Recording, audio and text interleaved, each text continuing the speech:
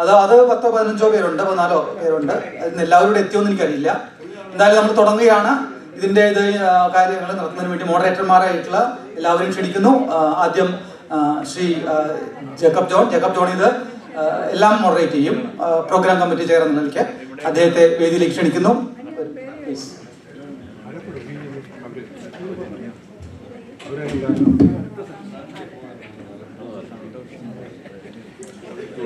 സുഹൃത്തുക്കളെ, സഹൃദയ സ്നേഹിതരെ, മഷീബുറിൻ്റെ കവിതകൾ എന്ന പേരിലുള്ള നമ്മുടെ ഈ കാവ്യ ചർച്ച ആരംഭിക്കുകയാണ്.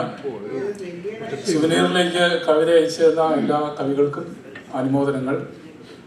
നിങ്ങളുടെ കവിതകൾ ഉല്ലേഖങ്ങളായി വിടർന്ന് ശോഭിക്കട്ടെ എന്ന് ആശംസിക്കുന്നു. ഈ കവിതകളൊക്കെ ആര് വായിക്കാനാണ് എന്നൊരു ചോദ്യം നമ്മളെല്ലാം കേട്ടിട്ടുള്ളതാണ്. പലപ്പോഴും ഞാനും നിങ്ങളും ഒക്കെ എഴുതുന്ന ഈ കവിതകൾ അനുനാസിക വികലം അന്തരോഷ്ടലീനദീനം ആയി പോവുകയാണ് പതിവ്. ആ മൊഴികൾ ഇതര ശ്രാവ്യമല്ലഹോ, മറ്റാരും അത് കേൾക്കുന്നില്ലല്ലോ എന്ന് പരിതപിക്കുന്നവരാണ് നിങ്ങളും ഞാനുമൊക്കെ. എന്നിരുന്നാലും അതിൻ്റെ തൊട്ടടുത്ത് തന്നെ അനുകമ്പ കലർന്നത് ഈ ശ്രാവകൻ സ്വദിപ്പു. ആരോ അത് ശ്രദ്ധിക്കുന്നുണ്ട്. അനുമിക്കാം നമുക്ക് അവൻ ഓതും ഉത്തരങ്ങളാൽ എന്നുള്ളതും നമ്മൾ അനുഭവിക്കുന്ന ഒരു സത്യമാണ്. 6 കവികൾ, അവരുടെ 6 കവിതകൾ, അതാണ് എൻ്റെ മുന്നിലുള്ളത്. ആ കവിതകളിലൂടെ ഒന്ന് കടന്നു പോവുക മാത്രമാണ് ഞാൻ ചെയ്യുന്നത്. അതിൽ ആദ്യത്തെ കവിത ശ്രീ ജോസ് ചെരിപ്പുറത്തിൻ്റെതാണ്. അദ്ദേഹം ഇവിടെ വന്നിട്ടുണ്ട്, പക്ഷേ സദസ്സിൽ വന്നിട്ടില്ല. ചായ കുടിക്കാൻ പോയിരിക്കുകയാണ്. അദ്ദേഹം ഓടി വരുന്നത് ഞാൻ കണ്ടു. ശ്രീ ജോസ് ചെരിപ്പുറത്തിൻ്റെ ഈ കവിത മാവേലി നാട് എന്നാണ് ആ കവിതയുടെ പേര്. പഴയ കേരളം, പഴയ കാലം, പുതിയ കേരളം, പുതിയ കാലം, പുതിയ കാലാവസ്ഥ, ഇവ തമ്മിലുള്ള അന്തരം, കൈമോശം വന്നു പോകുന്ന പല നന്മകൾ, ഇതിനെക്കുറിച്ചെല്ലാമുള്ള ഒരു പരിദേവനമാണ് ആ കവിതയിൽ എനിക്ക് വായിച്ചെടുക്കുവാൻ സാധിച്ചത്. ശ്രീ ജോസ് ചെരിപ്പുറത്തിൻ്റെ ഈ കവിത വായിച്ചപ്പോൾ എൻ്റെ മനസ്സിൽ കടന്നു വന്നത് വയലോപ്പള്ളിയുടെ ഏതാനും വരികളാണ്. പഴയ കാലം തന്നെ പൊന്നോണം ദുർഭിക്ഷത്തിൽ എന്ന് വയലോപ്പള്ളി പറയുന്നുണ്ട്. പരിതസ്ഥിതി പാടേ വിപരീതമായി ഇന്നിൻ ദുരിത പരപ്പിൽ ഞാൻ അധികപ്പറ്റാകുമ്പോൾ വേനലിൻ ചൂടാൽ തണ്ടും ഇലയും കരിഞ്ഞാകെ വേർകളിൽ ജീവിക്കുന്ന ചക്കരവള്ളിക്കൊപ്പം ഗതമാം ഋതുക്കൾ തൻ ആനന്ദ കന്ദങ്ങളിൽ, കഴിഞ്ഞുപോയ കാലങ്ങളുടെ ആനന്ദ കന്ദങ്ങളിൽ, സ്മൃതിമാധുര്യങ്ങളിൽ ഓർമ്മിച്ചാൽ മതിരിക്കുമെന്നുള്ള അവസ്ഥയിൽ ഞാൻ അടയിരിക്കുന്നു എന്ന് വയലോപ്പള്ളി പറയുന്നുണ്ട്. ഏതാണ്ട് അതുപോലുള്ള ഒരു അനുഭവം, ഒരു ഗദ്ഗതം, ഏതാണ്ട് ആ വരികളാണ് ചെരിപ്പുറത്തിൻ്റെ കവിത വായിച്ചപ്പോൾ എൻ്റെ മനസ്സിലൂടെ കടന്നുപോയത്. കഴിഞ്ഞുപോയ എന്തിനെയോ കുറിച്ച് ദുഃഖിക്കുന്ന, വിഷാദിക്കുന്ന ഒരു കവി ഹൃദയത്തെ നിങ്ങൾക്ക് അതിൽ കാണുവാൻ സാധിക്കും. ഞാൻ അടുത്ത കവിതയിലേക്കും കടക്കുകയാണ്. സന്തോഷ് പാലായുടെ കവിതകളാണ്. 2 കവിതകൾ അദ്ദേഹത്തിൻ്റെതായിട്ട് സ്മരണികയിലുണ്ട്. അവിചാരിതമെന്നും അന്വേഷണം എന്നും ഉള്ള പേരിൽ. അവിചാരിതം എന്ന കവിതയിൽ എനിക്ക് ഒരല്പം സങ്കീർണമായ എഴുത്താണ് സന്തോഷ് പാലയുടേത്. അതുകൊണ്ട് ചില കാര്യങ്ങൾ എനിക്കൊന്ന് എഴുതി വെക്കേണ്ടതായിട്ട് വന്നു. പഴയ അവിചാരിതം എന്ന കവിതയിൽ കവിയുടെ ചെറുപ്പകാലം, ഏതാണ്ട് കൗമാരം വരെയുള്ളൊരു കാലഘട്ടമാണ് അതിലൊരു സ്പന്ദനമായിട്ട് എനിക്ക് ഉൾക്കൊള്ളാൻ കഴിഞ്ഞത്. അന്വേഷണം എന്ന കവിതയിലാകട്ടെ വളർച്ചയുടെ പടവുകളും അത് കയറിപ്പോകുന്ന ഒരു രംഗവുമാണ് ചിത്രീകരിച്ചിരിക്കുന്നത്.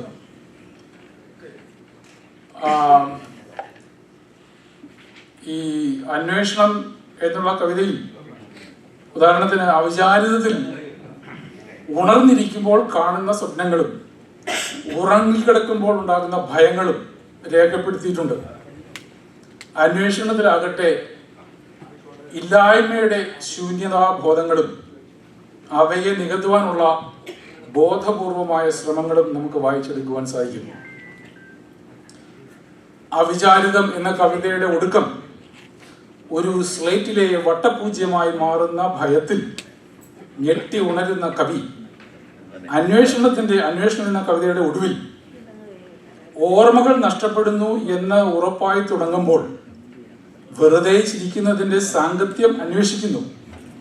വിശ്രമം ആവശ്യമാണെന്ന ബോധ്യം വരുന്നു. ഉറക്കം നടിച്ചു കിടക്കുന്നു. ഭൂമിയുടെ നിലവിളി അന്വേഷിക്കുന്നു. അങ്ങനെ ഒരു അല്പം വായിച്ച് മനസ്സിലാക്കുവാൻ ബുദ്ധിമുട്ടുള്ള, അതിൻ്റെ അന്തരാർത്ഥങ്ങളിലേക്ക് കടന്നു പോകാൻ ബുദ്ധിമുട്ട് നേരിടുന്ന ഒരു കവിതയാണ് സന്തോഷ് പാലയുടെ കവിത. പുള്ളിയുടെ മിക്കവാറും എല്ലാ കവിതകളും ഏതാണ്ട് ആ ഒരു ടോണിലുള്ള കവിതയാണ്. എന്നുവെച്ചാൽ ഒരു വായനയിൽ അത് നമുക്ക് കീഴടങ്ങി തരികയില്ല എന്നർത്ഥം. അടുത്ത കവിത അനുപായുടെ കവിതയാണ്. അനുപായുടെ ഈ കവിത ഒരു സ്ത്രീപക്ഷ കവിതയാണ്.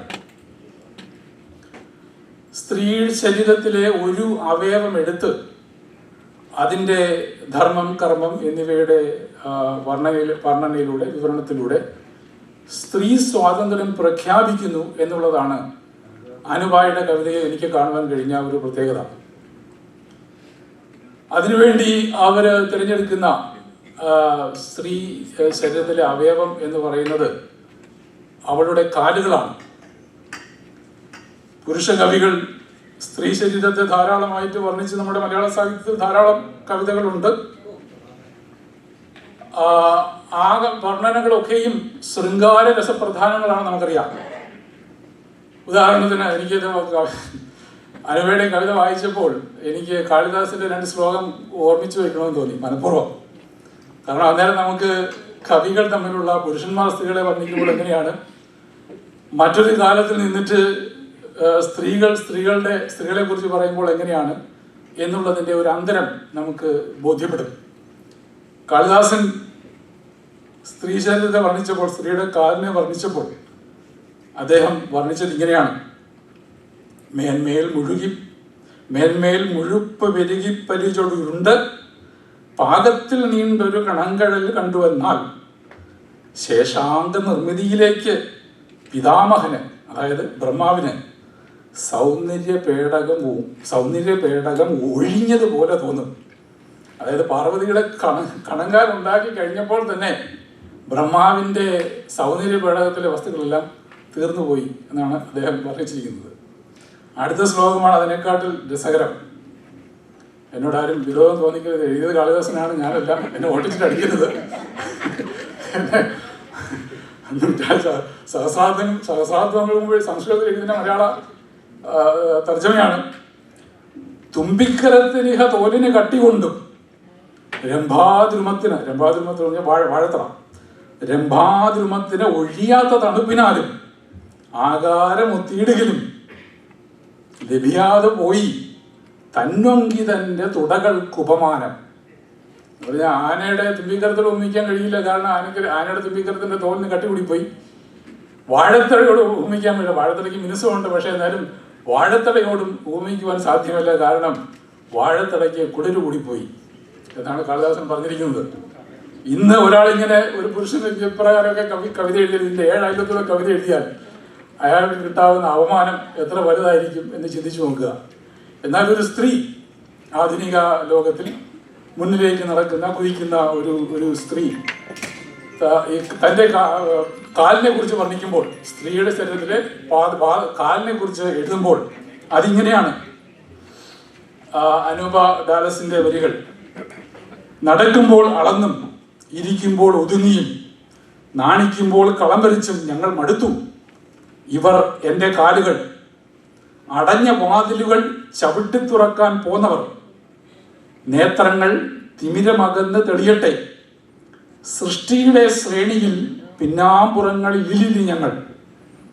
കിടക്കുവാനല്ല കുതിക്കുവാനത്രേ എൻ കാലുകൾ, കടക്കുവാൻ കാലങ്ങളേറെയുണ്ടിനി മുൻപോട്ട് മാത്രം എന്ന് പറയുമ്പോൾ അവർ എത്രമാത്രം മുന്നോട്ട് നടന്നിട്ടുണ്ട്, മുന്നോട്ട് ഓടിയിട്ടുണ്ട്, മുന്നോട്ട് നടക്കുവാൻ, മുന്നോട്ട് ചാടുവാൻ, മുന്നോട്ട് ഓടുവാൻ, മുന്നോട്ട് കുതിക്കുവാൻ വെമ്പുന്ന സ്ത്രീകളുടെ പാദങ്ങളുടെയും കാലുകളുടെയും വർണ്ണനയാണ് അവിടെ നമുക്ക് കാണുവാൻ കഴിയുന്നത്. കാലം എത്ര മാറിപ്പോയി, കവിത എത്ര മാറിപ്പോയി. അടുത്തതായിട്ട് റഹീമ ബി മൊയ്തീൻ്റെ കവിതയാണ്. ഒറ്റമരം എന്നാണ് കവിതയുടെ പേര്. പെൺമനസ്സിൻ്റെ മറ്റൊരു മനോഹരമായ ചിത്രമാണ് റഹീമ ബീവിയുടെ ഒറ്റമരം എന്ന കവിതയിൽ എനിക്ക് തെളിഞ്ഞു വന്നത്. മനസ്സിൽ 2 പേർ മാത്രം, ലോകത്തിൽ വേറെ ആരും അറിയാത്ത രീതിയിൽ 2 പേർ മാത്രം അറിഞ്ഞുള്ള ഒരു സ്നേഹബന്ധമാണ് അതിൽ ചിത്രീകരണം ചെയ്തിരിക്കുന്നത്. ഏതാണ്ട് പ്രണയം മാംസനിബന്ധമല്ല എന്ന മട്ടിലുള്ളത്, അല്ലെങ്കിൽ പ്രണയം ബന്ധനമാകാൻ പാടില്ല, അല്ലെങ്കിൽ ഒരു ഭാരമാകാൻ പാടില്ല, ഭാരമാകാത്ത, ബന്ധനമാകാത്ത രീതിയിലുള്ള ഉയർന്ന നിലവാരത്തിലുള്ള ഒരു പ്രണയമാണ് അവിടെ റഹീമ ബി മൊയ്തീൻ ചിത്രീകരിച്ചിരിക്കുന്നത്. ആ ചിത്രീകരണത്തിൽ ഞാൻ മരിച്ചുപോയാലും നീ എന്നെ ഓർക്കണം എന്നൊരു സ്വാർത്ഥ വിചാരം കവിക്ക് ഉള്ളതായിട്ട് എനിക്ക് തോന്നുന്നു. എന്നാൽ അതേസമയം നീ മരിച്ചുപോയാൽ എൻ്റെ മരണം വരെ ഞാൻ നിന്നെ ഓർക്കും എന്ന് പറയാതെ പറയുന്നതാണ് ഈ കവിതയിലെ ഭംഗി എന്ന് എനിക്ക് തോന്നുന്നു. അടുത്തതായിട്ട് 2 ഇംഗ്ലീഷ് കവിതകളാണ്. നമ്മുടെ പുതിയ തലമുറയിലുള്ള 2 കുഞ്ഞുങ്ങൾ എഴുതിയതാണ്. നമ്മുടെ കൂടെയുള്ള ലാനിലെ അംഗങ്ങളായ 2 പേരുടെ, അതായത് ഉമാ സജിയുടെ മകൻ ഗൗതം കൃഷ്ണയുടെയും ഹരിദാസ് തങ്കപ്പൻ്റെ മകൾ ഉമാ ഹരിദാസിൻ്റെയും കവിതകളാണ്. അതിൽ ഗൗതം കൃഷ്ണയുടെ കവിത അതിൻ്റെ താളഭംഗി കൊണ്ട് എൻ്റെ ശ്രദ്ധ ആകർഷിച്ചു. കാരണം നല്ല റിഥമൊക്കെ ഒപ്പിച്ചാണ് എഴുതിയിട്ടുള്ളത്. ഞാൻ ഉമ്മയോട് ചോദിക്കുകയും ചെയ്തു ഇതിൻ്റെ മീറ്റർ ഏതാണ്, കാരണം ഇംഗ്ലീഷിലുള്ള മീറ്റർ അറിഞ്ഞാത്തതുകൊണ്ട് മകനോട് ചോദിച്ചിട്ട് എന്നോട് പറയണം എന്ന് പറഞ്ഞു. പക്ഷെ പ്രത്യേകിച്ച് മീറ്ററിലൊന്നും ഉള്ള കവിതയല്ല, പക്ഷെ നല്ല റിഥമിക് ആയിട്ടുള്ള കവിതയാണ്, വായിച്ചു പോകാൻ സുഖമുള്ള കവിതയാണ്. ഉമാ ഹരിദാസിൻ്റെ കവിത ബിക്കമിങ് എ ന്യൂ എന്നാണ് ഗൗതം കൃഷ്ണയുടെ കവിതയുടെ പേര്. ഉമാ ഹരിദാസിൻ്റെ കവിതയുടെ പേര് ദ ഷൂട്ടർ എന്നാണ്. ആ ഷൂട്ടർ എന്ന കവിത അതിൻ്റെ ഗ്രാഫിക് നേച്ചർ കൊണ്ട് ശ്രദ്ധ ആകർഷിക്കുന്ന ഒരു കവിതയാണ്. 5 സ്റ്റാൻസയാണ് ഈ കവിതയ്ക്കുള്ളത്. അതിലെ ആദ്യത്തെ 4 സ്റ്റാൻസയും ആദ്യത്തെ 4 സ്റ്റാൻസയും ഐ ഫീൽ നത്തിങ് എന്ന് പറഞ്ഞിട്ടാണ് അത് ആരംഭിക്കുന്നത്. ഒരു സംഗീത സദസ്സിന് നേരെ ഒരാൾ ഷൂട്ട് ചെയ്യുന്ന രംഗങ്ങൾ ഓരോ സ്റ്റാൻസിലും വളരെ ഗ്രാഫിക്കായിട്ടാണ് കവി ചിത്രീകരിച്ചിരിക്കുന്നത്. അതിൻ്റെ ഒടുവിൽ ഐ ഫീൽ നത്തിങ് എന്ന് പറഞ്ഞ് ആരംഭിക്കുന്ന ഓരോ സ്റ്റാൻസയും ഈ ഗ്രാഫിക് ഡിസ്ക്രിപ്ഷനിലൂടെ കടന്നു വന്നിട്ട് ഐ ഫീൽ പെയിൻ എന്ന ഒറ്റ വാക്യത്തിൽ ആ കവിത അവസാനിക്കുന്നു. ഈ അനുഭവ വൈരുദ്ധ്യങ്ങൾക്കുള്ള കാരണം എന്താണെന്ന് വായിക്കുന്നവർക്ക് ചിന്തിക്കാൻ വകയുണ്ട് എന്നാണ് എൻ്റെ അഭിപ്രായം. അപ്പോൾ ഏതാണ്ട് 6 കവിതകളിലൂടെ ഞാൻ കടന്നുപോയി കഴിഞ്ഞു. ഇനി ഇതിലുള്ള ഈ 6 കവികൾ എല്ലാവരും വന്നിട്ട് 3 പേര് നമ്മുടെ ഇടയിലുണ്ട്. അവർ ഓരോരുത്തരായിട്ട് വന്ന് അവരുടെ കവിതകളെ കുറിച്ച് അവർക്ക് പറയാനുള്ള സമയമാണ് ഇനി അവശേഷിക്കുന്നത്. ആദ്യമായി ജോസ് ചെരിപ്പുറത്തെ സ്റ്റേജിലേക്ക് വിളിക്കുവാൻ താല്പര്യപ്പെടുന്നു. ജോസ് ചെരിപ്പുറം ഇവിടെ ഉണ്ടോ? സാറുണ്ട്? അടുത്ത ആളെ വിളിച്ചോളൂ. ഓക്കെ, അടുത്ത ആള് ഞാൻ ഉമാഹരിത, സോറി റീമ ബി. അത് കഴിഞ്ഞിട്ട് അനൂപ വരണം. റീമ അടുത്തേക്ക് പോവാം. ജോസ് വരണം. ഓട്ടോ റീമി. ഓക്കെ, ശരി പോയിട്ടോളൂ.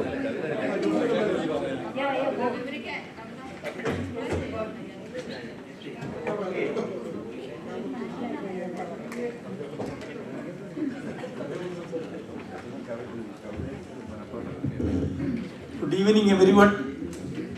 നിങ്ങളെയൊക്കെ വീണ്ടും കാണാൻ സാധിച്ചതിൽ വളരെ സന്തോഷം. ഞാൻ ഇപ്പം വന്നിറങ്ങിയതേ ഉള്ളൂ, ചൂടോടെ നിൽക്കുകയാണ്. അല്പം വിശക്കുന്നുമുണ്ട്, ലഞ്ച് കിട്ടിയില്ല, സാരമില്ല, പരിപ്പോടെ കൊണ്ട് അഡ്ജസ്റ്റ് ചെയ്യും. കവിത, എൻ്റെ കവിതയെ പറ്റി ഞാനെന്ത് പറയാനാണ്? നല്ലതാണെന്നല്ല ഞാൻ പറയുള്ളൂ. മോശമാണെന്ന് പറയണമെങ്കിൽ നിങ്ങളൊക്കെ വേണമെന്ന് പറയാൻ. ഞാനെപ്പോഴും ഉഗ്രം സാധനമല്ലേ എഴുതുന്നതാണ് എൻ്റെ വിചാരം. അതുകൊണ്ട് കൂടുതൽ ആ കവിതയെ പറ്റിയൊന്നും വിശദീകരിക്കുന്നില്ല. സാറ് പറഞ്ഞല്ലോ ഓൾറെഡി കുറച്ചൊക്കെ. അത് എന്താ പറയുക, ഒരു പ്രവാസിയുടെ നൊസ്റ്റാൾജിയ വരുമല്ലോ എപ്പോഴും. അത് നമ്മൾക്ക് ഓർമ്മകൾ ഉണ്ടെങ്കിൽ തീർച്ചയായിട്ടും നമ്മൾ നൊസ്റ്റാൾജിക് ആയിരിക്കും. അല്ല, ഓർമ്മ നശിക്കണമെങ്കിൽ നമുക്ക് ഒന്ന് ഓർക്കാൻ പറ്റാതെ. പിന്നെ ഞാൻ പറയാൻ ഉദ്ദേശിച്ച് വന്നത്, നമ്മൾ ഒരു കവിതയോ ലേഖനമോ കഥയോ എഴുതിയാൽ അത് അനുവാചകരിൽ എന്ത് ഉളവാക്കുന്നു? അതായത് എന്ത് നമ്മൾ എഴുതിയാലും 100% അവരുടെ മനസ്സിലേക്ക് നമ്മുടെ ഐഡിയ ചെല്ലത്തില്ല. 50% ചെന്നാൽ ധാരാളമായി. കാരണം നമ്മുടെ എല്ലാം അനുഭവങ്ങളും നമ്മുടെ വിദ്യാഭ്യാസവും കുട്ടിക്കാലത്ത് വളർന്ന സാഹചര്യങ്ങളും ജീവിതാനുഭവങ്ങളും ഒക്കെയാണ് വെച്ചാണ് നമ്മൾ വിലയിരുത്തുന്നത്. ഇപ്പോൾ ഇവിടെ ഇരിക്കുന്ന ഞാൻ നിങ്ങളോട് പറയാണ്, വീടെന്ന് പറഞ്ഞാൽ നിങ്ങളുടെ മനസ്സിലെല്ലാം വരുന്നത് ഡിഫറെൻറ്റ് വീടുകളായിരിക്കും. അതുപോലെ അച്ഛൻ, അമ്മ, അധ്യാപകൻ എന്നൊക്കെ പറയുമ്പോൾ ഓരോരുത്തർക്കും അതിൻ്റേതായ അനുഭവങ്ങളുണ്ട്. ഞാനെന്താണ് ഉദ്ദേശിക്കുന്നത് ശരിക്കും മനസ്സിലാകത്തില്ല. അതുകൊണ്ട് എഴുതി ഫലിപ്പിച്ച് അങ്ങനെ കൊണ്ടുപോകാൻ പറ്റുമെന്ന് തോന്നുന്നില്ല. അതിനുദാഹരണമായിട്ട് ഞാനൊരു കഥ പറയാം. അതായത്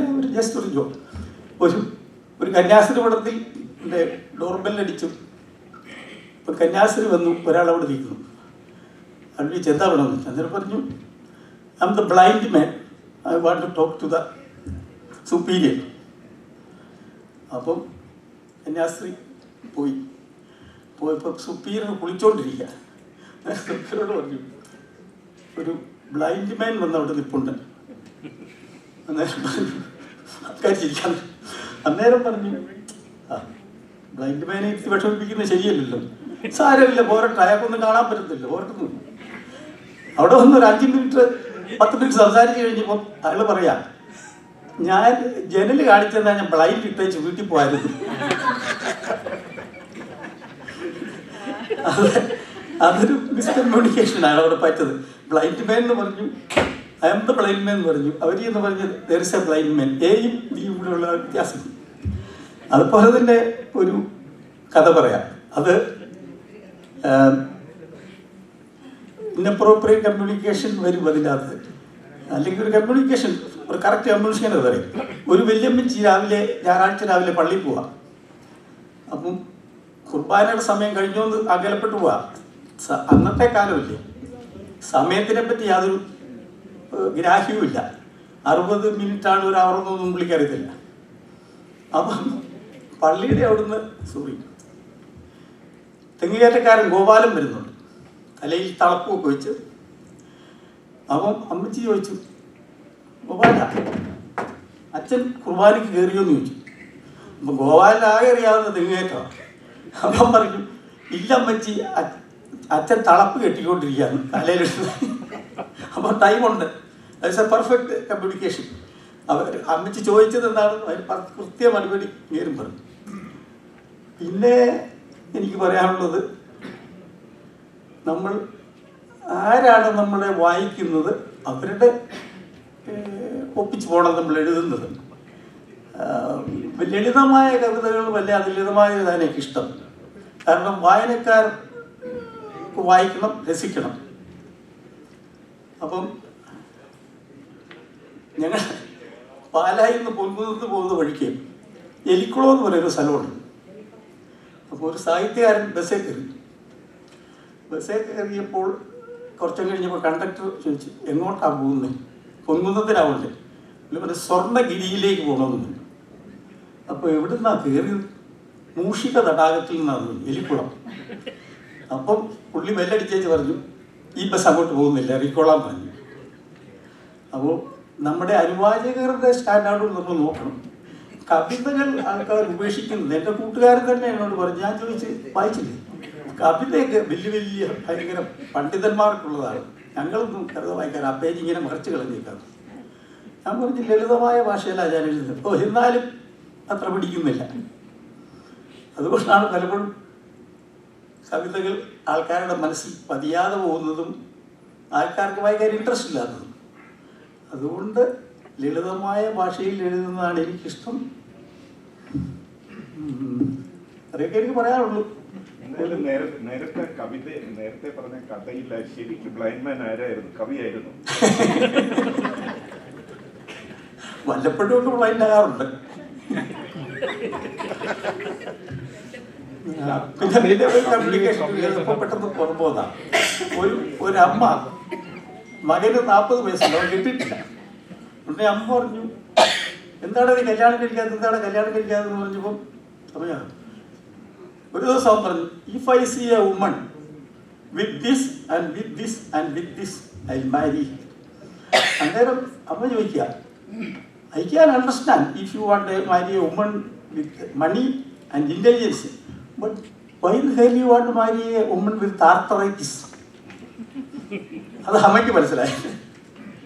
അപ്പോൾ അങ്ങനെയുള്ള പരിപാടികളൊക്കെ 4 മിനിറ്റായിരുന്നു ഒന്നല്ലേ നോക്കിയേക്കാം. Thank you very much for listening. അടുത്തത് റഹിമ ബി മൊയ്തീൻ.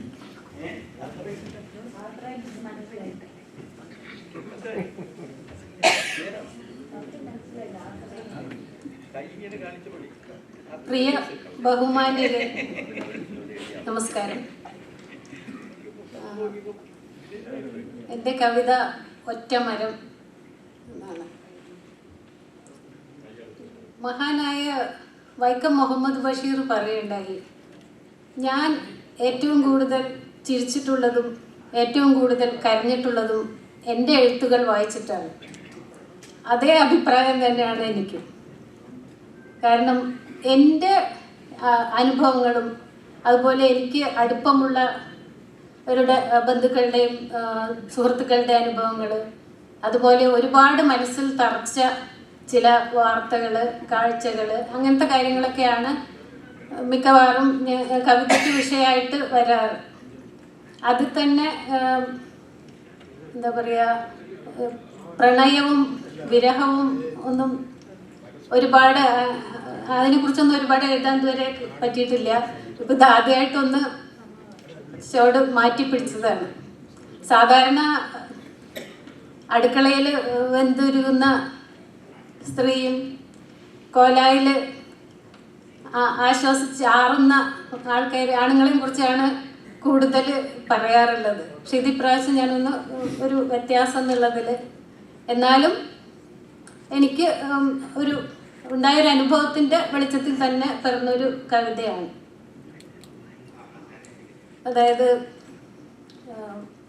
ശ്രീ റഫീഖ് അഹമ്മദിൻ്റെ വേണ്ട എന്നൊരു കവിത കേട്ടു, ഒരു കവിത ചൊല്ലിക്കേട്ടു. അപ്പം അതിനകത്തൊരു വരിയുണ്ട്, അത്രമേൽ പതറിയും ഭയന്നും നിൽക്കുന്ന ഒരു പെൺകുട്ടിയുടെ രൂപം, അത് മാത്രം മതി എൻ്റെ ഹൃദയഭിത്തിയിൽ ചില്ലിട്ടു വയ്ക്കുവാൻ എന്നൊക്കെ തുടങ്ങുന്ന ഒരു കവിതയുണ്ട്. അപ്പോൾ അത് കേട്ടപ്പോൾ എനിക്കൊരു പെൺകുട്ടി ഓർമ്മ വന്നു. ഞാൻ നഴ്സിംഗ് സ്കൂളിൽ പഠിപ്പിച്ചുകൊണ്ടിരുന്നപ്പോൾ കുട്ടികളെയും കൊണ്ട് ഓർത്തോപീഡിക് വാർഡിൽ ക്ലിനിക്കൽ എക്സ്പീരിയൻസിൻ്റെ പാർട്ടായിട്ട് പോകുമ്പോൾ അവിടെ ഒരു ചെറുപ്പക്കാരൻ അഡ്മിറ്റായിരുന്നു. അപ്പോൾ ഈ കോളേജ് ഇലക്ഷൻ്റെ ആയിട്ട് ബന്ധപ്പെട്ടിട്ടുണ്ടായ അടിപിടിയും ബഹളമൊക്കെ ആയിട്ട് എല്ലൊക്കെ നുറുങ്ങി നല്ല വേദനയൊക്കെ അനുഭവിച്ച് കിടക്കുന്ന ഒരു പാട്ട്. പക്ഷെ അത്രയും വേദനയിലാണെങ്കിലും അയാളുടെ കണ്ണുകളിൽ നിന്ന് ഇങ്ങനെ തീ പാറുന്ന അത്രയും വലിയൊരു വിപ്ലവം ഒക്കെ ഉള്ള ആളായിരുന്നു. അപ്പം അങ്ങനെ കാണാൻ വേണ്ടി ഒരുപാട് പേര് വരും, വലിയ നേതാക്കളും കുട്ടി നേതാക്കളും നാട്ടുകാരും ബന്ധുക്കളും അങ്ങനെ പലരും വരും. അപ്പം ഇവരെല്ലാം പോയി കഴിയുന്നവർ വരെ ഒരു പെൺകുട്ടി കാത്തു നിൽക്കും, മറഞ്ഞു നിൽക്കും. എന്നിട്ട് ഇവരെല്ലാം പോയി കഴിയുമ്പോൾ ആ കുട്ടി വന്ന് കുറച്ച് നേരം അവിടെ നിന്ന് കണ്ണൊക്കെ നിറഞ്ഞ് തുളുമ്പി അയാളെ കണ്ട് സംസാരിച്ച് പോകും. അപ്പോൾ നമുക്ക് മനസ്സിലായി, കുറച്ച് ദിവസം ഒന്നും അയാൾ അങ്ങനെ അടുക്കൂലായിരുന്നു. പിന്നെ സംസാരിച്ച് വന്നപ്പോൾ മനസ്സിലായി അത് അയാളുടെ കാമുകിയാണ്, വീട്ടുകാർക്ക് അറിയാത്ത ബന്ധമാണ്, വീട്ടുകാർ അറിഞ്ഞു കഴിയുമ്പോൾ അത് പ്രശ്നമാവെന്നൊക്കെ പറഞ്ഞു. പിന്നെ പുള്ളി ഡിസ്ചാർജ് കുറേ നാൾ കിടന്ന് പിന്നെ ഡിസ്ചാർജ് ആയി പോയി. അതൊക്കെ കഴിഞ്ഞ് പിന്നെ സാധാരണ നടക്കുന്ന പോലെ തന്നെ വീട്ടിലറിഞ്ഞു. പെൺകുട്ടിയുടെ വീട്ടുകാർ കല്യാണം ഉറപ്പിച്ചു, കല്യാണം കഴിച്ചു വിട്ടു. ഇയാൾ രാഷ്ട്രീയവും കാര്യങ്ങളൊക്കെ ആയി നടന്ന് പഠിത്തം മുഴുവനായില്ല. പോലീസും കേസും ജയിലും അടിയും പിടിയൊക്കെ ആയി അങ്ങനെ തൊലഞ്ഞു പറയുക. ഡിഗ്രിയും പഠിച്ചില്ല, പിന്നെ ജോലിക്കും ഒന്നും ശ്രമിക്കാനൊന്നും പറ്റിയില്ല, ആരോഗ്യമൊക്കെ ക്ഷയിച്ച്. പിന്നെ കുറേ നാൾ കഴിഞ്ഞിട്ട് പിന്നെ പരിചയക്കാരെ പറയുന്നത് കേട്ടു ഇയാൾ TB വാർഡിൽ അഡ്മിറ്റാണെന്ന്. അപ്പോൾ ഞങ്ങളൊക്കെ പോയി കണ്ടായിരുന്നു. അപ്പോൾ ആ പുള്ളിക്കാരൻ ഇങ്ങനെ പഴയ കാര്യങ്ങൾ പറഞ്ഞ് സംസാരിച്ച് വന്നപ്പോൾ പറഞ്ഞതാണ് ആ പെൺകുട്ടിയുടെ കാര്യം. ഇപ്പോഴും ഓർക്കുന്നു. അയാൾ മരിക്കാൻ ഏകദേശം റെഡി ആയിട്ട് സമയത്ത് മരുന്ന് കഴിക്കില്ല, ഭക്ഷണം കഴിക്കില്ല, സ്വയം മരിക്കാനായിട്ട് തയ്യാറായിട്ട് നിൽക്കുന്ന ഒരു സിറ്റുവേഷനിലായിരുന്നു. അപ്പോൾ അയാൾ പറഞ്ഞു, ഇനി ഒരിക്കൽ കൂടി എനിക്ക് ആ കുട്ടീനെ ഒന്ന് കാണുന്നുണ്ടായിരുന്നു, പക്ഷേ ഞാനതിന് മെനക്കെട്ടില്ല. കാരണം അവൾക്ക് നല്ലൊരു കുടുംബ ജീവിതമുണ്ട്, അതിനകത്ത് കയറി ഇനി ഞാനായി ശല്യം ഉണ്ടാക്കുന്നില്ല. ഞാനിങ്ങനെ ലോകത്തുനിന്നും അങ്ങ് ഒഴിഞ്ഞു പോകാൻ റെഡി ആയിക്കൊണ്ടിരിക്കുന്നതാണെന്ന് അയാൾ ഒരു വാക്ക് പറഞ്ഞു. ആ ഒരു അനുഭവത്തിൻ്റെ ഓർമ്മയിൽ നിന്ന് ഉണ്ടായതാണ് ഈ കവിത. ഇത് അയച്ചപ്പോൾ ഇപ്പോൾ ഇത് പ്രസിദ്ധീകരിക്കും എന്നുള്ളത് എനിക്കറിയില്ലായിരുന്നു. അങ്ങനെയാണെങ്കിൽ കുറച്ചും കൂടെ പറയാൻ വിഷയമുള്ളൊരു കവിത അയക്കാമായിരുന്നു എന്ന് ഇപ്പോൾ തോന്നുന്നുണ്ട്. അതിനെക്കുറിച്ച് ഇത്രയും പറയാനുള്ളൂ. നന്ദി. അടുത്തത് അനൂപ കോശി.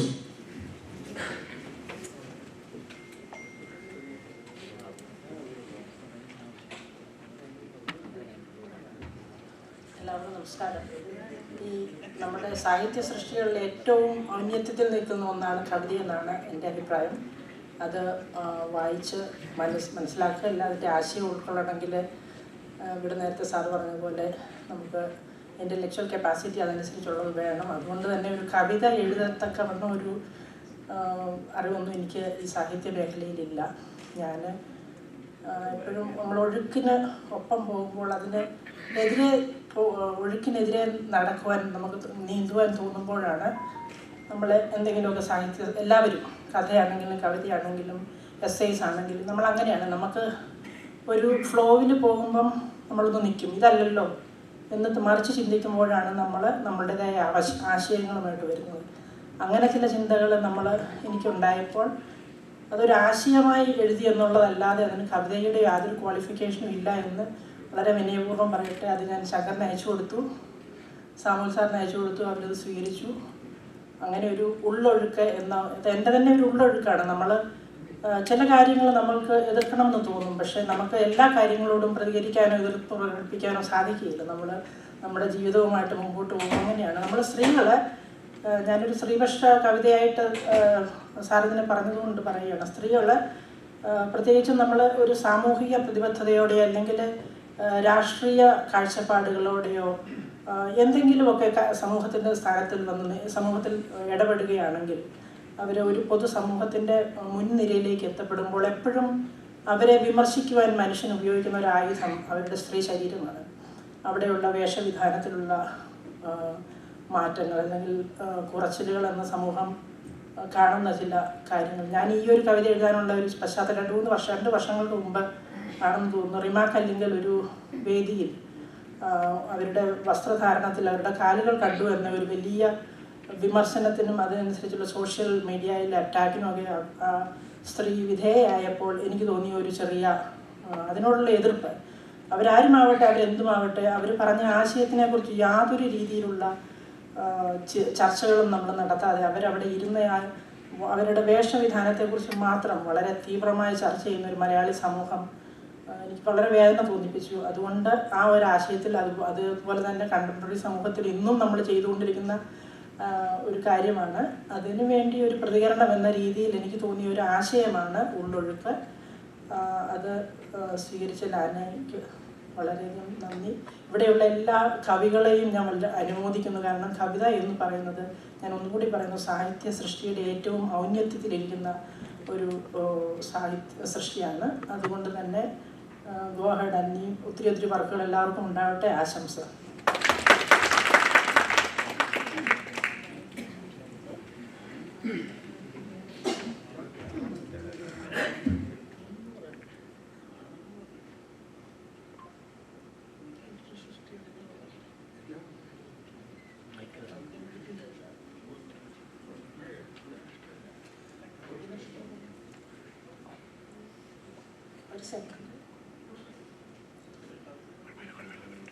പ്രിയപ്പെട്ടവരെ, എല്ലാവർക്കും നമസ്കാരം. കവിതയുടെ അടുത്ത സെഷനിൽ പബ്ലിഷ് ചെയ്തിട്ടുള്ള 5 കവികളെ എനിക്ക് പറയാനുള്ളത് ആ ഒരു ഇതിലേക്ക് കിടക്കുകയാണ്. കവിത എന്ന് പറഞ്ഞാൽ നമുക്കത് ആസ്വാദകൻ്റെ മനസ്സിലെ ഒരു അനുഭവമായിട്ട് മാറുക എന്നുള്ളതാണ് കവിത വായിക്കുമ്പോഴുള്ളൊരു പ്രത്യേകത. അല്ലാതെ അത് അനുഭവമാവുന്നുണ്ടോ എന്നുള്ളതാണ് പ്രധാനം. നമ്മളെ വല്ലാതെ തണുപ്പിക്കുകയോ അല്ലാതെ വല്ലാതെ ചൂടുപിടിപ്പിക്കുകയോ ഒക്കെ ചെയ്യുന്നുണ്ടോ മനസ്സിനെ, അതാണ് കവിത വായിക്കുമ്പോഴുള്ളൊരു അനുഭവം എന്നാണ് എൻ്റെ ഒരു വിശ്വാസം. ഇപ്പോൾ ഒരു വെള്ളം അത് ഇരിക്കുന്ന പാത്രത്തിൻ്റെ ഷേപ്പാണ് അതിന് കിട്ടുന്നത്. അതുപോലെ തന്നെ അത് വായിക്കുന്ന വ്യക്തിയുടെ ഒരു സംവേദനക്ഷമതയുടെ അവൻ വായിച്ചിട്ട് അവനെന്ത് തോന്നുന്നു, അതാണ് ആ കവിതയുടെ ഭംഗി എന്ന് വിശ്വസിക്കുന്ന ഒരാളാണ് ഞാൻ. അപ്പോൾ ആദ്യം തന്നെ എനിക്ക് ജോസ് ഓച്ചാലിൽ സാറിൻ്റെ വിരഹം എന്ന കവിതയാണ് പറയാനുള്ളത്. കവികൾക്ക് ഏറ്റവും പ്രിയപ്പെട്ട 2 വിഷയങ്ങളാണ് പ്രണയം, വിരഹം. ഇത് രണ്ടും അവർക്ക് അത് തന്നെയാണ് അവരെ കവികളാക്കുന്നത്. അതിനോടുള്ള സെൻസിറ്റിവിറ്റി എന്ന് തോന്നുന്നു, സെൻസിറ്റീവ് മൈൻഡ്. ഇപ്പം ഇതിൽ ചെറുപ്പകാലത്തെ ഒരു കാമുകിയെ എന്ന് പറയട്ടെ, അല്ലെങ്കിൽ കളിക്കൂട്ടുകാരിയെ ഇപ്പോൾ കാലത്തിനിപ്പുറത്തിരുന്ന് ചിന്തിക്കുമ്പോൾ അവരെ പറ്റിയുള്ള ചിന്തകൾ നിറച്ചതാണ് സാറിൻ്റെ ഈ കവിത എന്നാണ് എനിക്ക് വായിച്ചപ്പോൾ കിട്ടിയൊരു ഫീല്. ചക്കരമാവിൻ്റെ ചോട്ടിലിരുന്ന കിന്നാരം കുറേ അവർ പറഞ്ഞിട്ടുണ്ട്. ബാക്കി നമുക്ക് കവിയിൽ നിന്ന് കേൾക്കാം. പ്രണയം വന്നാലും വിരഹം വന്നാലും കവിക്ക് പാടാതിരിക്കാനാവില്ല. അതുകൊണ്ട് അത്തരത്തിലുള്ളൊരു മനോഹരമായിട്ടുള്ളൊരു വിരഹ ഗാനമായിട്ട് ഞാൻ ഈ കവിതയെ കാണുന്നു. അടുത്തത് JCJ സാറിൻ്റെ സ്പന്ദിക്കുന്ന മൺകൂന എന്ന കവിതയാണ്. ഈ കവിതയുടെ മുഖ്യ പ്രമേയം ഞാൻ വായിച്ചപ്പോൾ എനിക്ക് തോന്നിയത് യുദ്ധം, ഷാറ്റേഡ് ഡ്രീംസ്, നമ്മൾക്ക് ശിഥിലമാക്കപ്പെട്ട സ്വപ്നങ്ങൾ, പിന്നെ ഓർമ്മകൾ, പിന്നെ ഒടുവിൽ സ്നേഹം, യുദ്ധം, സ്നേഹം, ശിഥിലമാക്കപ്പെട്ട ഓർമ്മകൾ, ഡ്രീംസ്, സ്വപ്നങ്ങൾ, ഇതെല്ലാം കൂടെ കൂടിച്ചേർന്ന ഒരു പ്രമേയമാണ് ഇവിടെ കാണുക. ഇത്തരം ഒരു പ്രമേയം കാണുമ്പോൾ തന്നെ നമുക്ക് ക്ലാസിക് കൃതിയായ ഫെയർവെൽ ടു ആംസ് നമ്മുടെ മനസ്സിലേക്ക് വരും. അതിൽ ഫെഡറിക് ഹെൻറിയും കാതറീനും തമ്മിലുള്ള അടുപ്പങ്ങളും പിന്നീട് അവരുടെ ജീവിതവും അവരെന്താ അവസാനം നമ്മൾ ഈ കവിത വായിക്കുമ്പോൾ അവസാനം മനസ്സിൽ ഇതിങ്ങനെ വായിച്ച് അവസാനം വന്നപ്പോൾ ഞാൻ ഫെയർവെൽ ടു ആംസ് എന്ന് പറഞ്ഞ് നിർത്തുകയാണ്. അപ്പം ഇതിലൊരു വരി, ഈ അടുത്ത കാലത്ത് നടന്ന യുദ്ധത്തിൽ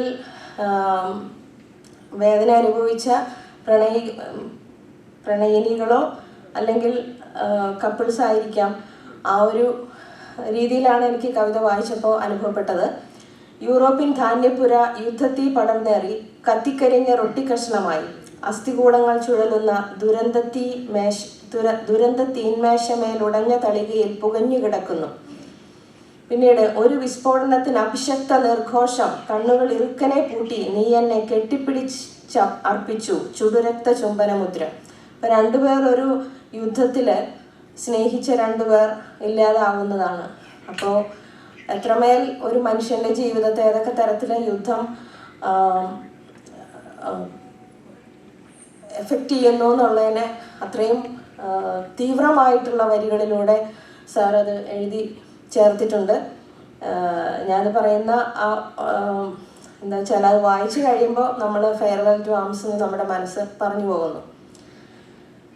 ഇനി അടുത്തത് ഫ്രാൻസിസ് തോട്ടത്തിൽ സാറിൻ്റെ ഭൂമികന്യക എന്ന കവിതയാണ്. അപ്പോൾ ഭൂമികന്യക ഞാൻ അവസാനത്തെ 4 വരി വായിക്കാം. അപ്പം നിങ്ങൾക്ക് ഏതെങ്കിലുമൊക്കെ കവിതകളും പാട്ടുകളൊക്കെ മനസ്സിൽ വരുന്നുണ്ടോ എന്ന് ഒന്ന് ആലോചിച്ച് നോക്കുക. അവസാനത്തെ വരികൾ: സർവാനുരാഗ മംഗളദായിനി നീ, വിലോലമാം നിൻ അദൃശ്യകരങ്ങൾ ചുറ്റി എന്നെ തലോടി ഉറക്കിടുന്നു. നിന്നിൽ അലിയുന്നവൻ, നിന്നിലാണെൻ്റെ നീണ്ട നിദ്ര. പ്രപഞ്ച പുത്രി, നിനക്കെന്തു പേര് ഞാൻ നൽകിടട്ടെ? എൻ്റെ നീണ്ട നിദ്രയിൽ ഞാൻ അലയും ചെറുകണികയായി ഈ പ്രപഞ്ചമാകെ നിന്നെ ഒരു നോക്കു കാണുവാൻ. ഇത് കാണുമ്പോൾ എനിക്ക് 3 ഗാനങ്ങൾ കവിതയും വേറൊരു പാട്ടുമാണ് എൻ്റെ മനസ്സിലേക്ക് ഓർമ്മ വന്നത്. അത്രയും പറഞ്ഞു കഴിയുമ്പോൾ പിന്നെ ഈ കവിതയുടെ മനോഹാരിതയെക്കുറിച്ച് അതിനേക്കാൾ കൂടുതൽ എക്സ്പ്ലെയിൻ ചെയ്യേണ്ടതല്ല. 2 എണ്ണം മധുസൂദൻ നായരുടെ 2 കവിതകളാണ്. ഒന്ന് നമുക്കെല്ലാം പരിചിതമായ ഇരുളിൻ മഹാനിദ്രയിൽ ഒരു സെക്കൻഡ് ഉണർന്നു നീ നിറമുള്ള ജീവിത പീലി നൽകി എന്ന കവിത. അവിടുന്ന് അടരുവാൻ വയ്യ എന്ന ആ ഒരു വരിയാണ് ഇത് വായിക്കുമ്പോൾ നമുക്ക് ഓർമ്മ വരുന്നത്. അതുപോലെ മധുസൂദനൻ നായരുടെ തന്നെ പഴയ ഒരു ദൂരദർശനിൽ പ്രക്ഷേപണം ചെയ്യുന്ന ഒരു ഗാനമുണ്ട്. എൻ്റെ ഒരു പ്രിയപ്പെട്ട ഗാനമാണ്. വിശ്വസാഗര ചിപ്പിയിൽ നിന്നുയർന്ന വിശ്വസാഗര ചിപ്പിയിൽ വീണ സർഗലാവണ്യ ഭാഷ്പമേ, ദേവവർഷങ്ങൾ കാത്തു നിൽക്കവേ ദേവിയായി നീ ഭൂമിയായി.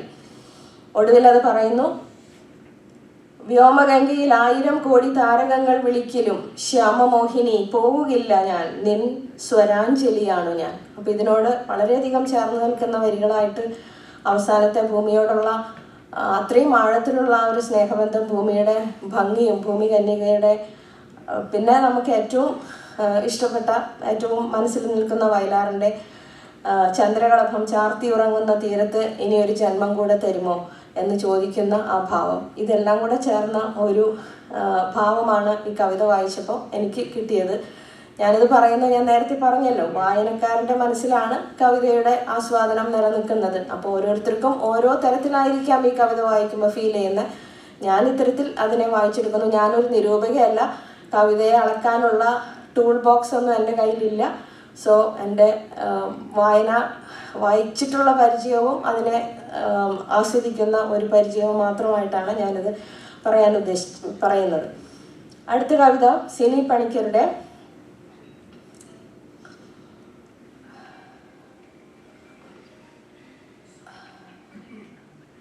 ഈ കവിത നിനക്ക് വേണ്ടി എന്ന കവിതയാണ്. ഈ കവിതയിൽ പുതിയ വായനക്കാര ഈ കവിത നിനക്ക് വേണ്ടി എന്നാണ് പറയുന്നത്. പഴയ കാലത്തെ ഇതിൽ നിന്ന് ഞാൻ വായിച്ചപ്പോൾ എനിക്ക് തോന്നിയ കാര്യങ്ങൾ, പഴയ കാലത്തെ അലങ്കാരങ്ങളും വൃത്തങ്ങളും ഛന്ദസ്സും ഒന്നും ഇപ്പോൾ ഞാനത് കരുതുന്നില്ല. ഈ അതിഭാവുകത്വത്തിൽ നിന്നും അമിത വൈകാരികതയിൽ നിന്നും നോസ്റ്റോൾജിയിൽ നിന്നൊക്കെ ഞാൻ എന്നേ പോയി കഴിഞ്ഞു. പുതിയ വായനക്കാരന് ഇപ്പോൾ അത് ആവശ്യമുണ്ടോ എന്നതൊരു സംശയമാണ്. അതിൽ നിന്ന് ഞാൻ നീങ്ങിക്കഴിഞ്ഞു. അതൊന്നും എനിക്ക് തരാനില്ല. മാത്രമല്ല, ഒരു സമാന ഹൃദയന് വേണ്ടിയാണ് കവിത എഴുതുന്നതെന്ന് മലയാളത്തിലെ പ്രശസ്ത കവി എഴുതിയിട്ടുണ്ട്. ആ തരത്തിലും അല്ല ഞാൻ എഴുതുന്നത്. പിന്നെ ഞാൻ എന്താണ് പുതിയ വായനക്കാരെ എഴുതുന്നതെന്ന് ചോദിച്ചാൽ അവസാനത്തെ കുറച്ച് വരികളാണ്. ഞാനൊരു സ്ലേറ്റും മഷിത്തണ്ടുമായി ഒരു കല്ലു പെൻസിലായി ഞാൻ എന്നെ വരച്ചു എൻ്റെ പുതിയ കവിത. ഒരൊറ്റ വട്ടം ഒരാനമുട്ട, അതിൽ തികഞ്ഞു എൻ്റെ അക്ഷരബിംബങ്ങൾ, അതിൽ പിളർന്നു ഞാനും നീയുമെന്ന സ്വപ്നം. പാടേണ്ടതില്ല നിനക്കായി ഞാൻ വൃഥ, സമാന ഹൃദയർ നമ്മൾ എന്നതേ പെരും നുണ. അപ്പോൾ സ്വാർത്ഥതയുടെയും കട്ടിയുള്ള തോടിനുള്ളിൽ സ്വയം ശൂന്യരാകുന്ന ഒറ്റപ്പെട്ട മനുഷ്യജന്മങ്ങളുടെ ചിത്രം തെളിയുന്നു ഈ കവിതയിൽ. നമ്മൾ സോഷ്യൽ മീഡിയ ഒക്കെ വന്നു കഴിയുമ്പോൾ നമ്മൾ പറയാറുണ്ട്, ഈ ആത്മരതി എന്നൊരു പുതിയ വാക്ക് നമുക്ക് കിട്ടി. കാരണം ഞാൻ എന്നൊരു ലോകത്തിന് ചുറ്റും, ഞാനാണ് ലോകം, എനിക്ക് ചുറ്റുമാണ്, ഞാൻ എന്നെ മാത്രമേ കാണുന്നുള്ളൂ. ഈ ഒരു അവസ്ഥയാണ്. ഞാൻ മറ്റൊരാൾക്ക് വേണ്ടിയല്ല ഒന്നും ചെയ്യുന്നത്, മറ്റൊരാളെ കരുതണം എന്ന് എനിക്ക് താല്പര്യമില്ല. ഇത്തരം ഒരു കൂടിൻ്റെ ഉള്ളിലേക്ക്, തോടിൻ്റെ ഉള്ളിലേക്ക്, ഞാൻ എന്ന ലോകത്തേക്ക് ഞാൻ പോകുന്നു എന്നൊരാശയത്തെയാണ് എൻ്റെ മനസ്സിൽ ഈ കവിത വായിച്ചപ്പോൾ തെളിഞ്ഞത്. സിനി പണിക്കരുടെ കവിത നിനക്ക് വേണ്ടി എന്നത്. അടുത്തത് അനശ്വർ മാമ്പള്ളി എഴുതിയ മകനെ വിടരുക എന്നുള്ളതാണ്.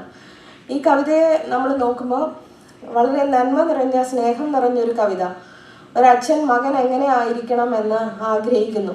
അവിടെ വെച്ചിട്ട് മകനോട് പറയാണ്, നീ അവസാനത്തെ ചില വരികൾ നോക്കിക്കഴിഞ്ഞാൽ മകനോട് പറയാണ്, നീ വേറെ വലിയ വലിയ കാര്യങ്ങൾ ചെയ്യുന്നുണ്ടോ എന്നുള്ളതല്ല, അപരനെ വേദനിപ്പിക്കരുതേ എന്നേ ഞാൻ ഓതിയിട്ടുള്ളൂ. ആർക്കുമല്ലാത്തതിനെയും ആരുമല്ലാത്തതിനെയും, ആരുമില്ലെങ്കിൽ എന്താ, അവരൻ്റെ നൊമ്പരം ആത്മാവിലേന്തുവാൻ തുടിക്കുന്ന ഹൃദയം, അലിയുന്ന ഹൃദയം നിന്നിൽ എന്നും ഉണ്ടായിടണം. ഇപ്പോൾ ഇങ്ങനെ ഒരു നമ്മൾ വാട്സാപ്പിലൊരു കവിത ഇങ്ങനെ വൈറലായിട്ട് പോകുന്നവരൊക്കെ കണ്ടിട്ടുണ്ട്. നീ ആരാകണം എന്ന് ചോദിച്ചപ്പോൾ എനിക്കൊരു നല്ല മനുഷ്യനായാൽ മതി എന്ന് പറയുന്നത്. നമ്മളിന്ന് പലതും ആവണം എന്ന് കുട്ടികളോട് പറയുന്നു, അല്ലെങ്കിൽ നമ്മൾ തന്നെ പലതും ആവണമെന്ന് തീരുമാനിക്കുന്നു. ഈ കോർപ്പറേറ്റ് കമ്പനികളിലൊക്കെ ജോലി ചെയ്ത് ഞാൻ ആലോചിക്കാറുണ്ട്, പലരെയും കാണുമ്പോൾ, IT മേഖലയിലും കോർപ്പറേറ്റിലും ജോലി ചെയ്യുന്ന ആളുകളെ കാണുമ്പോൾ ഇവരൊരു പ്ലാസ്റ്റിക്കായി തീർന്നു. ഇവരുടെ മനസ്സ്,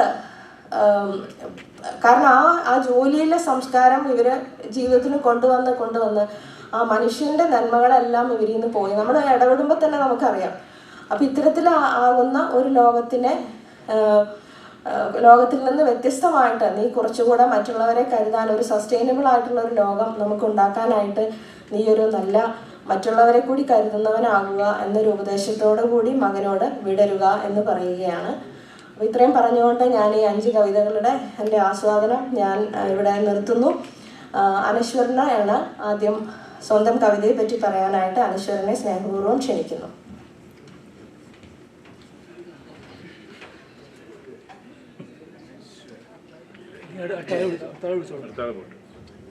അപ്പോൾ സിനി പണിക്കർ.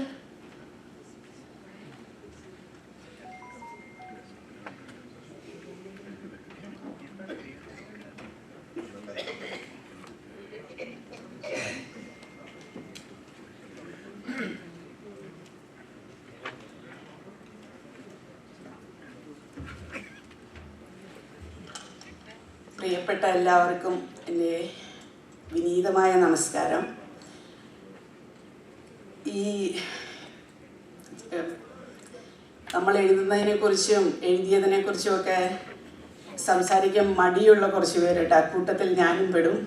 ഞാൻ JCG ഞാനത് പറഞ്ഞതാണ്. അപ്പോൾ ഇങ്ങനെയൊരു സെഷനുണ്ട്, എന്തായാലും സംസാരിച്ചാലേ പറ്റൂ എന്ന് പറഞ്ഞുകൊണ്ട് ഞാനിവിടെ നിൽക്കുകയാണ്. ഇപ്പോൾ നേരത്തെ ശ്രീ ചെരിപുരം പറഞ്ഞതുപോലെയും സന്തോഷ് പാലയുടെ കവിതകളെക്കുറിച്ച് പറഞ്ഞതുപോലെയൊക്കെ വായനക്കാർ ആരാണ്, കവിത എന്ന് പറയുന്നത് തന്നെ ഒരു അന്വേഷണമാണ്. പല കാര്യങ്ങളിലേക്കും ഉള്ളൊരു അന്വേഷണമായിട്ടാണ് നമ്മളതിനെ കാണുന്നത്.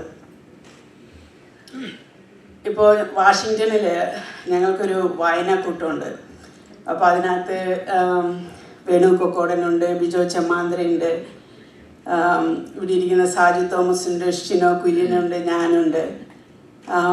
കുറച്ചുകൂടെ ഒരു 10-12 മെമ്പേഴ്സുള്ള ഒരു കൂട്ടമാണ്. അപ്പം നമ്മൾ ബിജോയാണ് മിക്കവാറും ഏതെങ്കിലും കൃതികൾ തിരഞ്ഞെടുക്കുന്നത് വായിക്കാനായിട്ട്. അതിപ്പോൾ കുരിപ്പുഴയുടെ കവിതകളാകട്ടെ, അല്ലെങ്കിൽ ഹെമിംഗ്വേയുടെ വർക്കാകട്ടെ, അനൂപ് അന്നൂരിൻ്റെ രാമരാജ്യത്തിലെ പുലിയാകട്ടെ, നമ്മൾ ഈ 10-12 പേര് അതിനെക്കുറിച്ച് വായിക്കുമ്പോൾ സാമാന്യം നമ്മളെല്ലാവരും എഗ്രി ചെയ്യുന്ന 1-2 കാഴ്ചപ്പാടുകൾ അതിൽ നിന്നും പുറത്തു വരാറുണ്ട്. പക്ഷേ എപ്പോഴും എനിക്ക് ഇൻട്രസ്റ്റിംഗ് ആയിട്ട് തോന്നിയിട്ടുള്ളത് അത് നമ്മൾ ഓരോരുത്തരും നമ്മുടെ മാനസിക വ്യാപാരങ്ങൾ, നമ്മുടെ മാനസിക നില, നമ്മുടെ അഭിരുചികൾ, നമ്മുടെ ഇഷ്ടാനിഷ്ടങ്ങൾ, നമ്മുടെ അന്നത്തെ ഒരു ആ വായിക്കുമ്പോൾ അത് വളരെ ഒരു സബ്ജക്റ്റീവായിട്ട് ഒരു പ്രോസസ്സാണ് വായന എന്ന് പറയുന്നത്. അപ്പോൾ അങ്ങനെയാണ് ഈ ആരാണ് വായനക്കാരൻ, ഇന്നത്തെ വായനക്കാരൻ ആരാണ് എന്നൊരു അന്വേഷണം. കാരണം ഈ ഇൻസ്റ്റാ റീലുകളുടെയും ടിക്ടോക്കിൻ്റെയും അങ്ങനെയുള്ള ഒരുപാട് നെറ്റ്ഫ്ലിക്സും എല്ലാമായിട്ട് കോമ്പീറ്റ് ചെയ്തിട്ട് കേരളത്തിലെ വായനക്കാർ തന്നെ ഇല്ലെന്നാണ് പൊതുവെ പറയുന്നത്. അപ്പോൾ ഈ ആരാണെന്നുള്ള അന്വേഷണത്തിൽ നിന്നാണ് സ്വയം ഒരു അന്വേഷണം, ഞാൻ ഈ കവി ആരാണെന്നുള്ളൊരു അന്വേഷണത്തിലേക്ക് വരുന്നു. അപ്പോൾ നമ്മളിവിടെ കുടിയേറ്റം നടത്തുമ്പോൾ നമുക്ക് നഷ്ടപ്പെടുന്ന ഒരു അസ്തിത്വമുണ്ട്.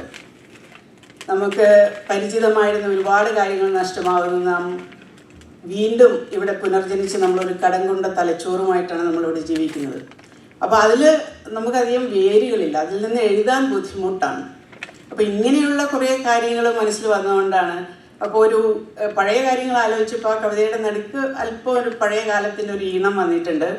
പക്ഷെ മറ്റുള്ളതെല്ലാം ഈ പുതിയ വായനക്കാരന് വേണ്ടി ഒരു വളരെ ബ്ലണ്ടായിട്ട് പറയുന്ന ഒരു സംഗതിയാണ്.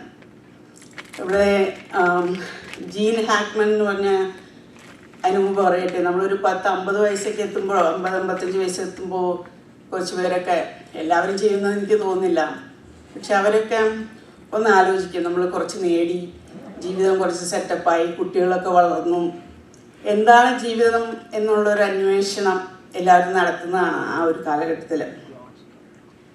അപ്പോഴാണ് മനസ്സിലാവുന്നത് ഈ ജീവിതയാത്രയുടെ നമ്മൾ നേടിയ കാര്യങ്ങൾ, നമ്മൾ വായനയിലൂടെ നേടിയ സംഗതികൾ, എഴുത്തിലൂടെ അനുഭവിച്ചത്, ഇതെല്ലാം അത്ര വലിയ കാര്യമൊന്നുമല്ല. ഞാൻ സാനുമാഷിനെ ഓൾമോസ്റ്റ് എല്ലാ വർഷവും പോയി കാണാറുണ്ട്. ഞാൻ എറണാകുളത്ത് നിന്നാണ്, തൃക്കാക്കര എന്ന് പറയും.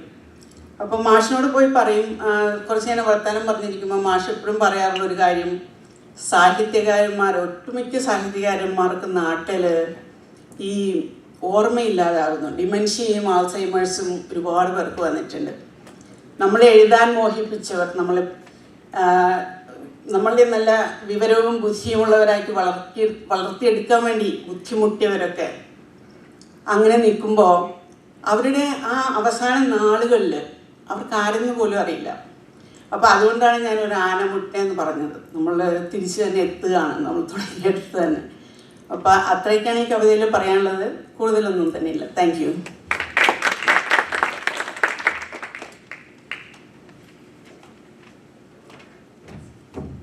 അടുത്തത് ജോസോ ചാലിൽ സാറിനെ സ്നേഹപൂർവ്വം വിളിക്കുന്നു.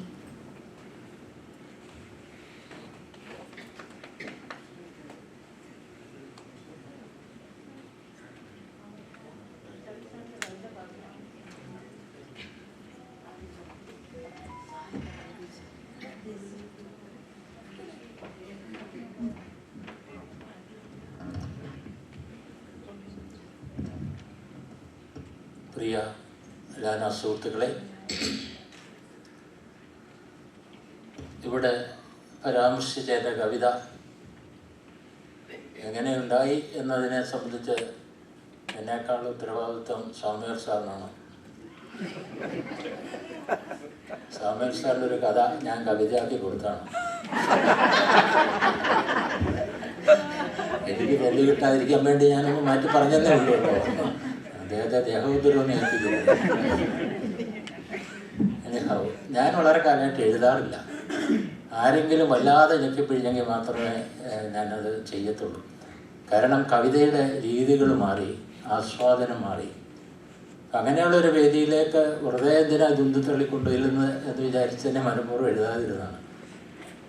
അവിടെ ഫോട്ടോയൊക്കെ എടുത്തുന്ന വീഡിയോ ഒക്കെ ചെയ്യുന്ന ജിമ്മി കുളങ്ങര വളരെ കാലം മുമ്പ് മുതൽ തന്നെ എന്നെ വളരെയധികം പ്രോത്സാഹിപ്പിക്കും. ചിലപ്പോൾ വീട്ടിൽ വന്ന് ഇതിന്ന് എഴുതിപ്പിച്ചേ പോവുള്ളൂ, അങ്ങനത്തെ ഒരു നിർബന്ധ ബുദ്ധി അദ്ദേഹത്തിനുണ്ടായിരുന്നതുകൊണ്ട് വളരെ കാലം ഈ പള്ളിപ്പാട്ടുകൾ, ആരാധനാ ഗാനങ്ങൾ, ക്രിസ്മസ് ഗാനങ്ങൾ, ഇങ്ങനെയൊക്കെ ഉള്ളതാണ് ഞാൻ ആദ്യകാലങ്ങളിൽ എഴുതിക്കൊണ്ടിരുന്നത്. അപ്പം ജോലിയിലായിരിക്കുമ്പോഴാണ് എനിക്ക് എഴുത്ത് വളരെ സൗകര്യം. കാരണം ഞാൻ ഒരു അരമണിക്കൂർ ദൂരെയാണ് എപ്പോഴും ജോലി ചെയ്തിരുന്നത്. യാത്രയിൽ എന്തെങ്കിലും ഒന്ന് എഴുതണം എന്നൊരു ചിന്ത മനസ്സിൽ കയറിയാൽ പിന്നെ ഞാൻ എന്തെഴുതണം എന്നുള്ളത് ചിന്തിച്ച് ജോലിയിലെത്തുമ്പോഴത്തേക്കൊരു 4 വരി രൂപപ്പെട്ടിരിക്കും. കൈയോടെ അതങ്ങ് എഴുതി വയ്ക്കും. അത് കഴിഞ്ഞിട്ട് ജോലിയിലേക്ക് തുടരത്തുള്ളൂ. പിന്നെ ജോലിയുടെ ഇടയിൽ ബാക്കി ഇങ്ങനെ വരും, അത് അപ്പം അങ്ങനെ എഴുതും. അപ്പം കവിത പൂർത്തിയായി എന്ന് ഒരു ലെവലുണ്ട്. അത് കഴിഞ്ഞ് നമ്മൾ എഴുതാൻ ശ്രമിച്ചാൽ ഏച്ചു വെച്ചുകൊണ്ടിരിക്കും. ഒരു ഫിനിഷിങ് പോയിന്റിൽ നിന്നു പോകും. പിന്നെ എഴുതരുത്, അവിടെ നിർത്തും. അതുകൊണ്ടാണ് വീട്ടിൽ കൊടുക്കും. എൻ്റെ അക്ഷരം രണ്ടാമത് എനിക്ക് പോലും വായിക്കാൻ മേല എന്നുള്ളൊരു അവസ്ഥയുള്ളതുകൊണ്ട് ഭാര്യയോ മക്കളുണ്ട്, മകളൊക്കെ ചെറിയ പ്രായത്തിലൂടെ വന്നാണെങ്കിലും ഭാഷ എഴുതാൻ അവൾക്കറിയാം, വായിക്കാനും അറിയാം. അപ്പം അവരെ കൊണ്ടൊക്കെ ഞാനത് റീറൈറ്റ് ചെയ്യിച്ചു. ജോലിയിൽ എനിക്ക് സഹായിക്കാൻ ചില പിള്ളേരുണ്ടായിരുന്നു. നല്ല പ്രിൻ്റ് ചെയ്യുന്ന പോലെ എഴുതുന്ന ആൾക്കാരുണ്ടായിരുന്നു. അപ്പോൾ അത് എക്സ്പെൻസീവാണ്. അവനൊരു പേജ് ഒക്കെ ഇതൊക്കെ എഴുതി തരണം, വീട്ടിൽ വരുമ്പോൾ 3-4 പ്ലഗ് കള്ള് കൊടുക്കണം, തീറ്റ കൊടുക്കണം. അങ്ങനെ അത് വലിയ ബുദ്ധിമുട്ടായിട്ട് വന്നു. അങ്ങനെ അതൊക്കെ നിർത്തി. പിന്നെ വീട്ടിൽ തന്നെ എഴുതിയിരുന്നു. അതിലൊരു തമാശ വേണ്ടി പറയുന്നെങ്കിലും സത്യം ഇതാണ്. പിന്നെ സുവിനീറിലേക്ക് എന്തെങ്കിലും ദിവസങ്ങളില്ലാതെ പറ്റില്ല എന്ന് സാമുവേൽ സാർ നിർബന്ധിച്ചപ്പോൾ ഞാനൊരു ദിവസം എഴുതി, എന്തോ എഴുതേണ്ടത്, ഞാൻ ഈ ഭക്തിഗാനം മാത്രം എഴുതിക്കൊണ്ടിരിക്കുന്നതിനേക്കാളൊന്ന് മാറ്റിപ്പിടിക്കാം എന്ന് വിചാരിച്ചിട്ട് ഞാനത് ഈ വരികൾ എഴുതി. അങ്ങനെ തന്നെ റഫായിട്ടുള്ള അദ്ദേഹത്തിൻ്റെ അയച്ചു കൊടുത്തു. അദ്ദേഹം തന്നെയാണ് അത് ടൈപ്പ് സെറ്റ് ചെയ്ത് ഇന്നത്തെ ലെവലിൽ എത്തിച്ചു തന്നത്. Anyway thank you Samuel sir. കൂടാതെ എന്താണ് പറയണ്ടേ, ഇങ്ങനെ എഴുത്ത് പറഞ്ഞതുപോലെ നമ്മളുടെ ഉള്ളിൽ നിന്ന് വരുന്നതാണ് നമുക്ക് എഴുതാൻ പറ്റുള്ളൂ. വരുമ്പോൾ മാത്രമേ എഴുതാനും പറ്റത്തുള്ളൂ. പ്രഷർ നല്ലതാണ്, കാരണം വെച്ചാൽ പ്രോത്സാഹനം ഇല്ലാതെ ഇതൊന്നും നടക്കില്ല. നമ്മുടെ ബുക്ക് വായിക്കുന്ന ആളുകളോ കവിത വായിക്കുന്ന ആളുകൾ ഉണ്ടെങ്കിൽ അവർ എന്തെങ്കിലും ഒരു അഭിപ്രായം പറഞ്ഞാൽ നമുക്ക് അതിൽ കൂടെ മുന്നോട്ട് പോകാൻ പറ്റും. അപ്പം ഞാൻ കണ്ടു എന്ന് പറയുന്നവരാണ് ഒത്തിരി പേര്. അത് തന്നെ എന്നെ നിരുത്സാഹപ്പെടുത്താറുണ്ട്. കവിത കണ്ടു, പത്രത്തിൽ പ്രിന്റ് ചെയ്ത് വന്നത് വായിച്ചില്ല. കവിത കണ്ടിട്ട് എന്നെ വായിക്കുന്നു, ആൾക്കെന്ത് പ്രയോജനം? എനിക്ക് നേരം പോകും. ആ ബുദ്ധിമുട്ടി ഉണ്ടാക്കണ കവിത അവൻ കണ്ടു എന്ന് പറഞ്ഞിട്ട് കാര്യമില്ല. പിന്നെ കാണിക്കാൻ വേണ്ടി ഞാനതിനെ എഴുതുന്നത്. വേറെ എന്തെല്ലാം കാര്യങ്ങൾ അവർക്ക് കാണാൻ കിടക്കുന്നു. അങ്ങനെയൊക്കെയാണ് കവിതയോടുള്ള സമീപനം. ഇവിടെ ജോസ് ചെരുവരും പറഞ്ഞത് അങ്ങനെയാണ്. വായിച്ചാൽ മനസ്സിലാകാത്ത കവിതയും കൂടെ ആയിക്കഴിഞ്ഞാൽ പിന്നെ കവിതയിൽ നിന്ന് വളരെ അകന്നു പോകും. പിന്നെ ഞാൻ ദൈവാധീനത്തിന് അങ്ങനെ ചെയ്തിട്ടില്ല. ഒറ്റ പ്രാവശ്യം വായിച്ചാൽ മനസ്സിലാകുന്ന രീതിയിൽ ഞാൻ എഴുതിയിട്ടുള്ളൂ. മാറ്റി എഴുതാൻ എനിക്ക് സാധിച്ചിട്ടില്ല. കാരണം എന്നെ കണ്ടാൽ ഒരു ചെറുപ്പക്കാരനാണെന്ന് തോന്നുമെങ്കിലും ഒരു പഴയ മനുഷ്യനാണ്. Thank you very much. കൂടുതൽ സമയം എടുക്കുന്നില്ല.